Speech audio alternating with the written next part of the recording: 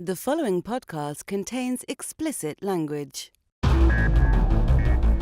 You're listening to the Cinematography podcast presented by Hot Rod Cameras, a program about the art, craft, and philosophy of the moving image and the people who make it happen. Coming to you from the world headquarters of Hot Rod Cameras in Hollywood, California, are your hosts, Ben Rock and Ilya Friedman. Hey there, Ben. Happy 4th of July week, Ilya. Happy 4th of July to you as well. I'm very, very excited. So we're doing kind of a shorter episode tonight. We're not doing the whole close focus and short end thing because it's a holiday and we got to go barbecue or whatever the hell it is you do on the 4th of July. It's a short week. It's America's birthday.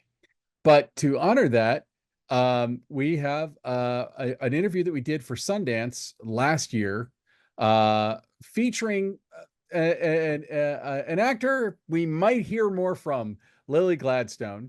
And it's called Fancy Dance, and it was a movie that really surprised me with how much I enjoyed it, mostly because if you know me, Fancy Dance doesn't sound like a movie that I would necessarily go for, but it's really great. It's the great title doesn't have Texas or chainsaw in it, so I'm okay with chainsaws in any state. It's really fine. No, but it's a really good character study. Really great acting, great directing, and we did an interview last year with director Erica Tremblay and cinematographer Carolina Costa. And we did it during Sundance. And the film, I thought it had already come out and been released, but it's just now premiering on Apple TV, and it's playing in theaters in some cities. Fancy Dance, totally worth seeing on the big screen if you have a chance.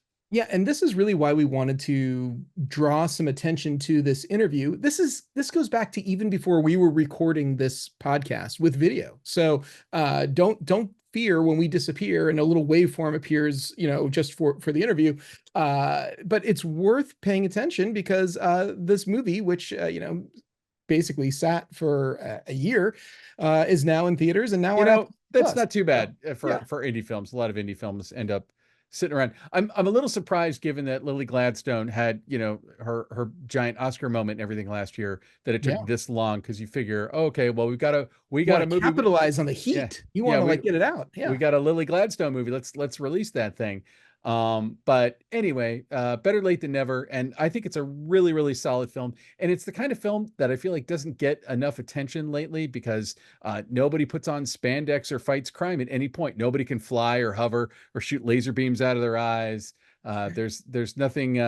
It's what you love about Sundance and what you love about indie films, like 90s indie films, where it's like just great, meaty, interesting characters, actors doing amazing work, beautiful cinematography that supports that, like craftsman-like, well-handled direction. It's everything you want in a good character study. And this is my passionate plea: support this film, because we need more films like this. It sounds like you're saying it's a marvelous film, even without the Marvel. Oh, is that so bad? Oh my God. Yes, there is more than one type of movie you can see this summer, and Fancy Dance is that other type of movie. Oh, you're still in pain from that one. Yeah. That was definitely a dad joke there. Anyway, I am guilty. Yeah. Well, okay, why don't we get to the interview for Fancy Dance? Here we go. The Cinematography Podcast Interview. So we're here covering Sundance 2023, or as I like to think of it, the distant future, with Erica Tremblay and Carolina Costa, the director and DP respectively of Fancy Dance, an amazing film that I hope lots of people get out to see. Congratulations on your premiere at the Eccles, correct? Yep, we premiered at Eccles. I'm very glad that the premiere is over. I'll just put it that way. I was very nervous going into it, but now I'm on the other side and feeling good. I imagine that must be stressful, but what was the audience response to it? There's really nothing like being in a room of 1,200 people and having them laughing, having them gasping, having them, in certain instances, there were people squealing when like there was like tension built up. And so it was truly the experience of a lifetime to have something that you've poured yourself into over so many years, and you've just been in a dark room all alone. Like less than 20 people have seen it, and you go from that to like 1,200 people seeing it all in one fell swoop. And so I haven't ever experienced anything like it before. I guess I hope to again. Well, congratulations. I think you're going to experience a lot of people seeing this movie. Real quick, and I'm sure that you're tired of doing this, but like give us the elevator pitch just so our audience can kind of get a sense of what it's about. Sure. Fancy Dance follows a Native American woman who hustles to get by on her reservation in Oklahoma. When her sister goes missing, she's left as the unlikely caretaker to her 13-year-old niece. When CPS removes Roki from the house, deeming Jax not a good caretaker, Jax kidnaps Roki back, and the two of them head out on the road to go to a powwow in the hopes of finding their sister/mom. There's no way I could have encapsulated it that well. Thank you so much. So let's talk about the two of you, how you came to work on the project together, and how you went about developing the look. I'd say the look is kind of melancholic. I don't know exactly how to describe it. It's like beautiful, but kind of desaturated. And I don't know, it's very naturalistic. But tell me what your thoughts were in terms of developing the look of the film. Well, I'll tell you how Carolina and I came to like connect, and then I'll let Carolina take the visual question. But I have just been such a fan of Carolina's work, and she was on all of these lists, and her name kept popping up. And so I reached out to my team and I was like, please get me a meeting. Like, nice. Sure, whatever she needs, I want to work with her. So really, Carolina was always on the top of my list. And then I remember the first Zoom meeting we had, she had read the script, and I remember getting off of the call and messaging my team and being like, it's her. Let's just do it. How do we get her on board? So, oh, wow. And I'm very glad that she came on this journey. So I just want to compliment that you did go on dates with lots of other DPs after that, but okay. It's true. It's true, because she was the first person in like the list. Right. And so you can't just cancel. And so I like would sit through these meetings, and then it took actually a while to get back to Carolina. And she was like, oh, I didn't think it was going to be me. And I was like, it was always going to be you. No offense to the other amazing DPs that we met. I'm also not, and Carolina can attest to this, I'm not a technical director in the sense of understanding what all the lighting does, understanding what all the lenses do. And so I knew I needed someone who was a lot smarter than me in that regard, but that would also, I would be able to be like, this is the feeling that I want. This is the distance I want from the characters. And then I would be able to tell her, and that we could like creatively come up with an answer. And then she would be able to technically like execute it beautifully. So yeah, it was kind of a mixture of all those things. Carolina, do you want to talk about the visual construction of the film? Yeah, I just want to say that is not true. That Erica humbles herself and just being like, I don't know anything. That is not true. One of the most talented filmmaker I ever worked with. Oh, wow. I read the script and basically really fell in love, was just bawling and crying and just really wanted to be part of this. It was special from the page. And when you have all those feelings reading the pages and a lot of images come to your mind, that's a good enough reason to do a movie and want to be part of the team behind it, right? And I think also the fact that I just hadn't seen these characters being portrayed on the big screen. And I think that's really important. And that those are the things I navigate to. I think for me and Erica, we wanted, yes, a naturalistic, I guess, approach to it. I think it was important to create a safe space for the actors and for Erica. And I think, I know it sounds like separate from the actual technicalities of shooting something, but it's all the same for me, right? So with that in mind, when we're lighting, a lot of the times we wouldn't have any lights actually inside the house. There'd be, outside, and it'll be controlling daylight that was coming through.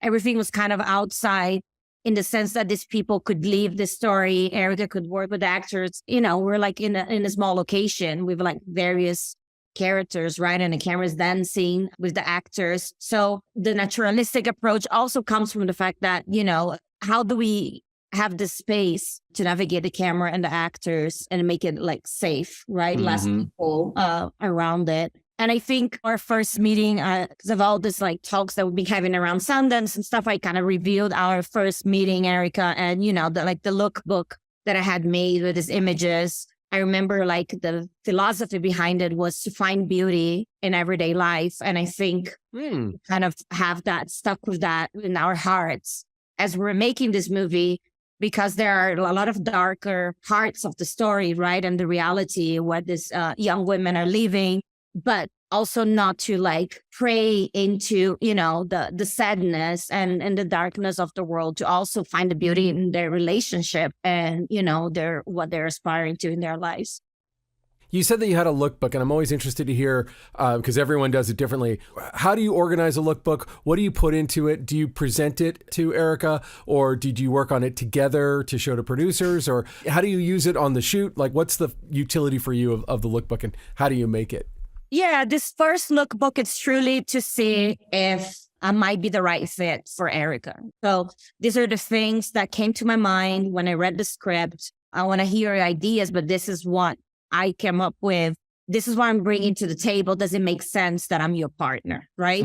That's kind of just like a conversation started. Then from then on, like absolutely everything we make is together, the shot list, the mood boards, everything has to come from like the margin of these two minds, right? And then during the shoot, I make these Bibles that basically will have like all the references that me and Erica discussed, our shot list, and any kind of helpful information for the other departments. Awesome. And Erica, could you talk a little bit? I know that we're here to talk about cinematography, but I'm just curious. Carolina said it is a story where I've never seen these characters necessarily portrayed this way. And I really appreciated that as an audience member, in that like I'm getting into their culture and I'm steeped in their culture, but their story it's kind of a weird buddy story of, this aunt and this niece who are sort of on the lam, and they're kind of petty grifters, but the story isn't about their grift. But I feel like that is something that also kind of plays into it. Can you talk a little bit about like representing these kinds of characters in a movie like this as the heroes of the story? Yeah, I mean, I grew up in and around my community. I'm from the Seneca-Cayuga Nation. I grew up in Oklahoma and Southwest Missouri, and I just know these characters so through and through. Like Jax is everyone's auntie. I had so many Indigenous folks that were there at Eccles at our premiere, and they came up and they were like, "Oh my God, that's my aunt." Really? And like, so we really recognize these characters. There's kind of when you're dealing with a lot of harsh things around you, there's a tendency to use humor as a way to kind of cope. And there's also a tendency to maybe hold things in and push things down a little so that you appear to be somewhat abrasive maybe to the world outside. But I think we see Jax as being someone who's contained, but who has multitudes of love and generosity for her intimate relationships. And in this film, ideally with her niece, Roki. It was such a dream working with Lily Gladstone and Isabel, two incredible Indigenous talents. And so bringing them to life with that talent, with Carolina behind the camera and with the rest of our team, it wasn't necessarily the challenge. The challenge was finding someone to write us a check to bring them to life. Well, there are a lot of Indigenous characters that have yet to be seen on the screen that exist in scripts and in stories and in the minds of many Indigenous talented directors. And so, for us, the challenge was just convincing financiers that people would care about a queer Indigenous woman and her niece. And luckily for us, we screened at Eccles to a sold out theater, and we've been getting like a ton of really great response. So I just hope that this is an opportunity for us to hopefully have these gatekeepers writing more checks. Hopefully, yeah. Now, in terms of the Jax character, I feel like the movie is mostly told through her point of view mostly. How did you use that perspective to make the lens selections? And really the color palette was one of the first things that kind of struck me about the movie. Like it really has a very specific palette, and it doesn't feel overly graded to the point where sometimes I'll say that they're overcooked. It doesn't feel that way at all. It feels very natural to the story. But like, where did the ideas for like the palette and the lensing and the camera movement or lack of camera movement that you chose for each scene, like what were kind of the guiding principles? And that's why I'm asking about the character. Was it through the character or was it through something else? I know that very early on, we had a lot of conversations around the natural elements of Oklahoma in summer. And we really wanted the film to feel specific to that topography. It's very hot. It's very humid. Sometimes that muggy air can pull the color out of the sky and the trees. We wanted to express that kind of like feeling of being weighed down. And I know that we had a lot of conversations around moonlight. We wanted the natural elements to be like, we chose very specifically when the moon was lighting a room. That was when the missing sister, Tawi, was present. And where we wanted her to be. Now I got to go watch it again. Oh my God. Yeah, so you'll notice that in our night scenes, when you have the lighting Jax or Roki versus the moonlight, we were thinking about the natural world and how that was a part of the film's character, and then also even bringing in the natural world as stand-ins for characters like Tawi. Interesting. And I think there's things that we discovered as well. Like, for example, like talking about the moonlight, and I think the color blue for us was like very important. And it's just it's something that developed, right? Also with Charlotte, our production designer, it's just something that it started because I think in a lot of movies, usually the language is cold blue is in the past, is bad, right? And then the warm is nice and cozy, and usually that's what it represents. And in our case, it's kind of the opposite. I think we kind of started discovering because also we wanted the color blue to show up when she's with Sapphire, and that for us meant safe, right? The blue, and we took that blue into the porch of the outside of the house, and then obviously we have the scene of the moonlight, as Erica explained now. So I think there's the natural elements of the place absolutely dictated the amount of saturation, that exists in our color. We also had this amazing colorist, Raphael, which I think has added so much life to the movie. And yeah, I think there was just a lot of conversations behind all those choices. Am I reaching, because when the younger girl gets her first period, she says, I'm going to butcher it, but it's like, I had my moon. Were you using the moon kind of throughout it symbolically? Like, was that part of the symbolism with the mother? Oh, yes. The way that you say that you get your period in the language is that grandmother just visited. And when we say grandmother, we're referring to the moon. We call the moon grandmother. And so when we say it in English, we often say, I got my moon. And you hear it all the time that's how you reference getting your period. And so absolutely, we knew that the moon is a representation of matrilineal kinship. The moon is representation of the Haudenosaunee matriarchy. And really what we were trying to do is show a modern day expression of how that matrilineal kinship is still so vital to our communities, our relationships, and our safety.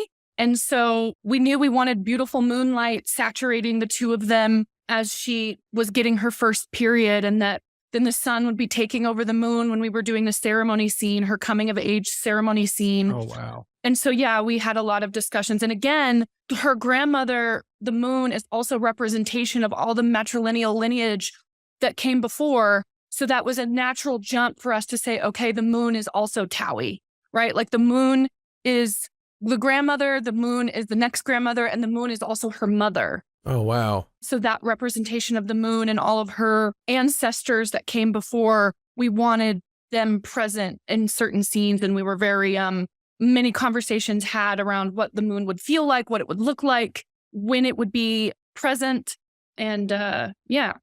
It's just a brilliant piece because it brings me into kind of again, in a very subtle way, into the culture that you're showing us. But on top of that, there's kind of a crime story going on in this entire movie. So you sort of have, I don't want to say it's two genres, but you kind of have a character story that's very deep, very personal. And then at the same time, you have sort of an A to B to C kind of a crime story going on. How do you go about balancing those elements visually and story-wise? Yeah, so we knew very early on when Michiana Elise, my co-writer, and I were developing the project, what Michiana and I wanted, we wanted this to be a reflection of the truth.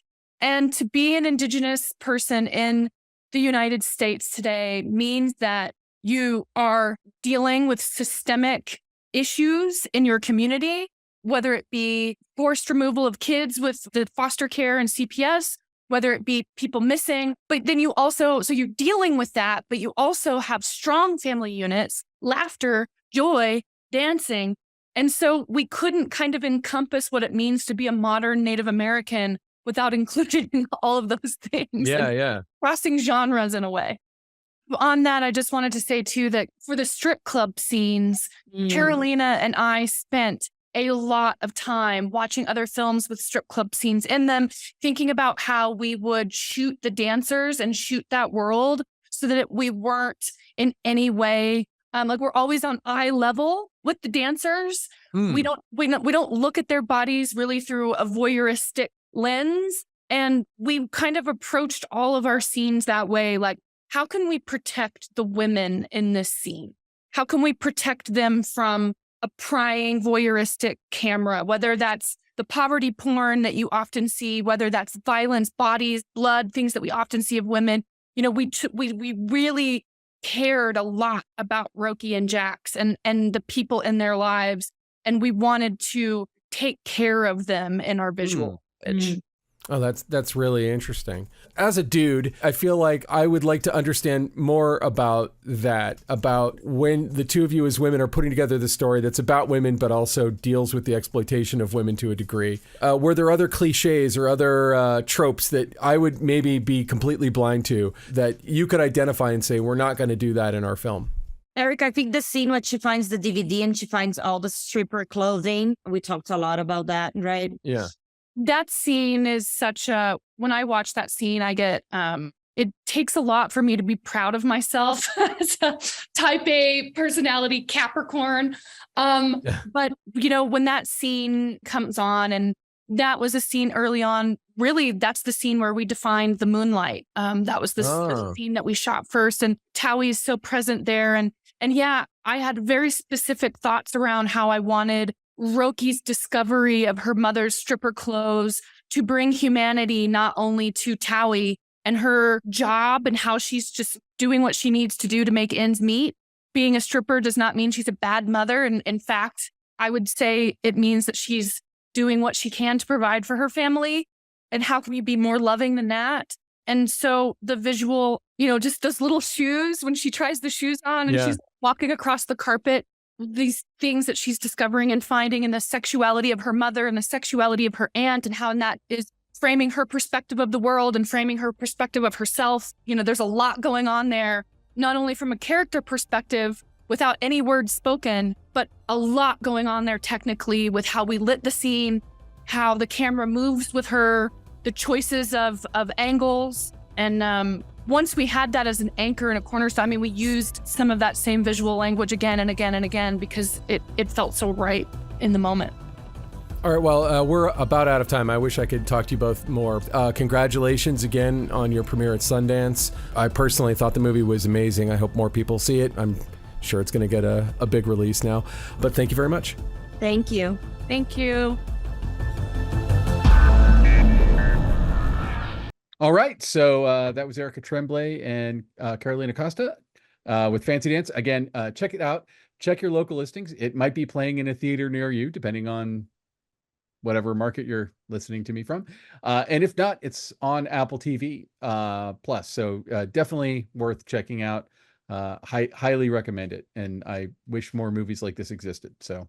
And I was looking up, by the way, like since we did this, Erica Tremblay went on to write 11 episodes of Reservation Dogs.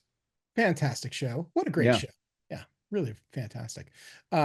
Well, Ben, we will be back next week with a full-length regular episode after, you know, we all celebrate America's birthday. So enjoy the time off, and we'll see you in a week. All right. You want to sign us off? Until next time. I thought it was that's a wrap. I thought we were saying that's a wrap. No, I thought you're right. Well, it was three different things. First it was no, I can't even remember. You ever see the Fantastic Mr. Fox where he's got the thing, and then there's the possum character who's like trying to come up with his that's right. This is exactly what I'm doing right now. Yeah. Exactly. I do love the Fantastic Mr. Fox. What a great movie. Hey, it's my favorite Wes Anderson movie. Is it really? Wow, yeah. That's a good one. It might be Rushmore for me, but that's probably number 2. Pretty close. They're both Yeah. great. All right. So Ben, that's a wrap. Ooh, I hit Woohoo! the microphone when I did it. Ben, that's a wrap. Bonk. This has been the Cinematography Podcast, presented by Hot Rod Cameras. Find your next camera, lens, or accessory on the web at hotrodcameras.com. Don't forget to subscribe to our show on iTunes and connect with us on Facebook and Twitter. Thanks for listening.